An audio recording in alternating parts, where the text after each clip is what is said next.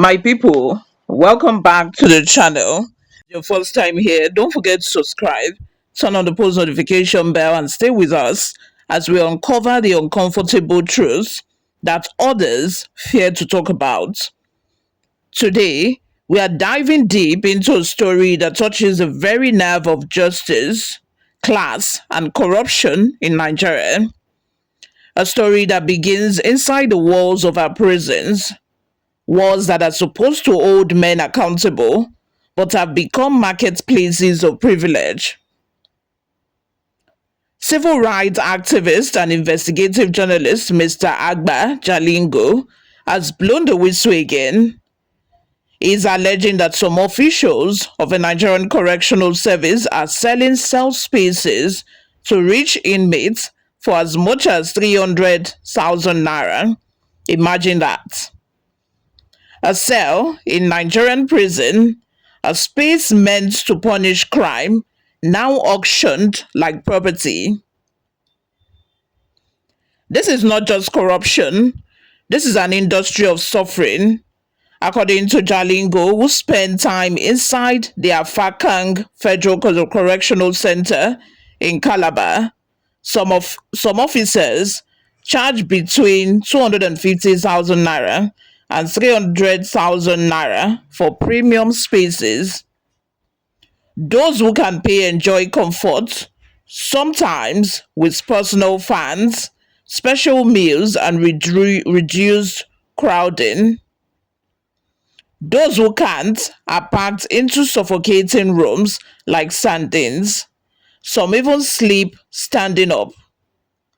He said, and I quote, "I am saying emphatically that some prison officials across the country sell space to richer inmates.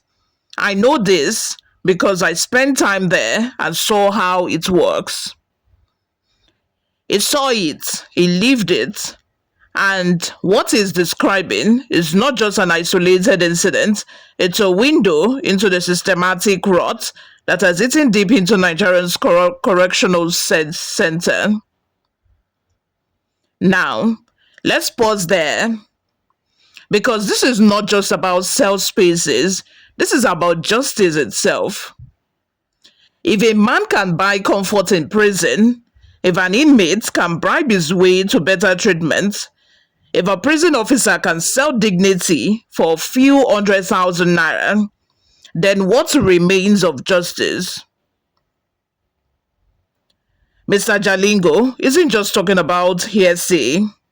Remember, this is a man who was once a prisoner himself, a journalist jailed for doing his job, for questioning the misuse of funds in Cross River State. He knows the taste of our prison, the stench of those overcrowded rooms, and the helplessness of men forgotten by the system.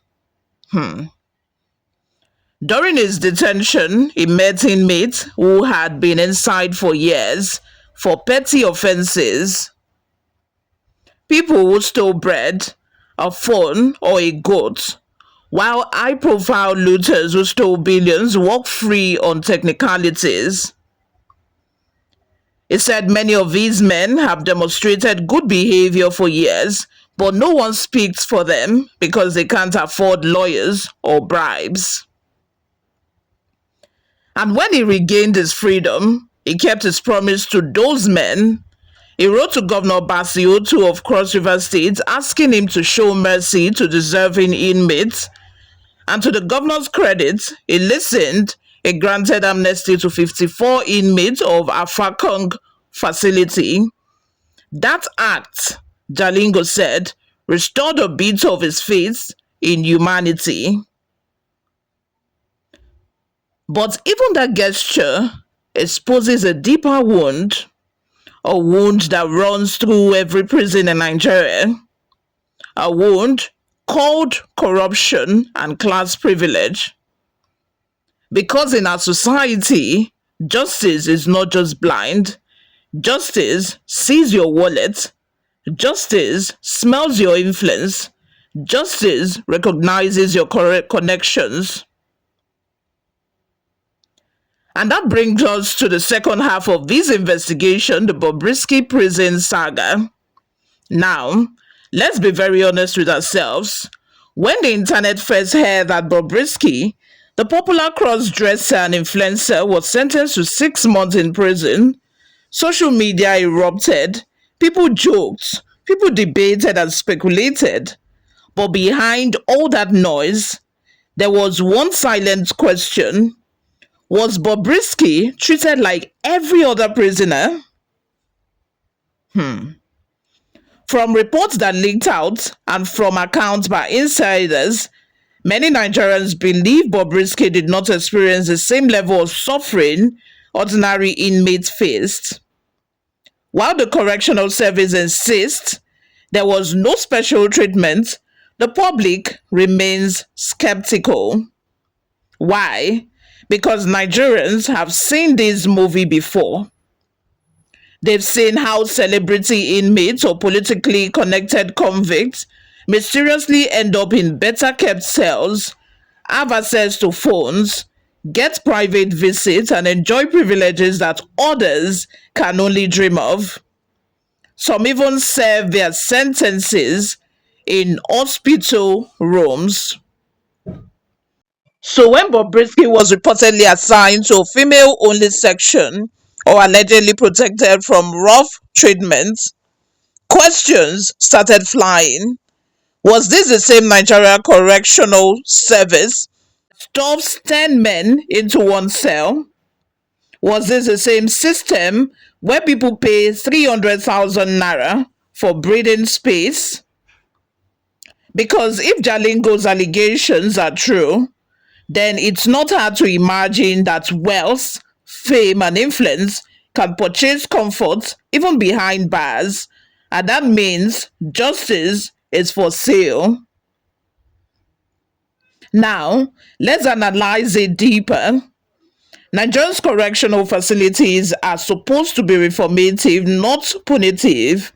They are meant to rehabilitate offenders, not destroy them. But instead of reform them, what we have is a hierarchy. The rich prisoner and the poor prisoner. One lives in comfort and other suffers in silence. Inside those walls, the currency of survival is not obedience or good behavior, it's money.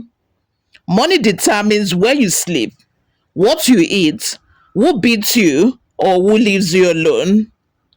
Imagine the mental torture for the man who has no one outside, no lawyer, no voice, and no 300,000 naira to buy space. He watches as another man convicted of the same crime, or even worse, lives comfortably simply because he can afford it. That's not correction, that's economic apartheid. And while we debate trending stories on social media, the real Nigeria is rotting behind those prison gates. Officials who should enforce discipline are turning punishment into profit. They are auctioning human dignity. Let me be clear. This is not an attack on every prison officer. There are honest men and women within the system trying to do their jobs with integrity, but they are swimming in a polluted river, a river that flows with bribes, connection, and systematic neglect.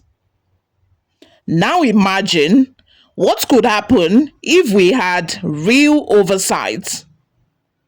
If the Ministry of Interior actually conducted unannounced inspections, if we had body cameras, independent audits, and an open inmate welfare report system, if prison officers were paid properly and punished for extortion, imagine a Nigeria where freedom is sacred and even punishment is just.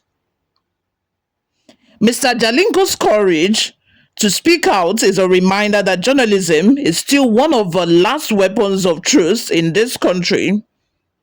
He used his pain to expose corruption. He turned his prison experience into a campaign for justice. And because of his words, 54 men now walk free. But his revelation should not end with applause. It should begin with an investigation, because if prisons, the very art of justice, have become auction houses, then the whole foundation of our legal system is in question.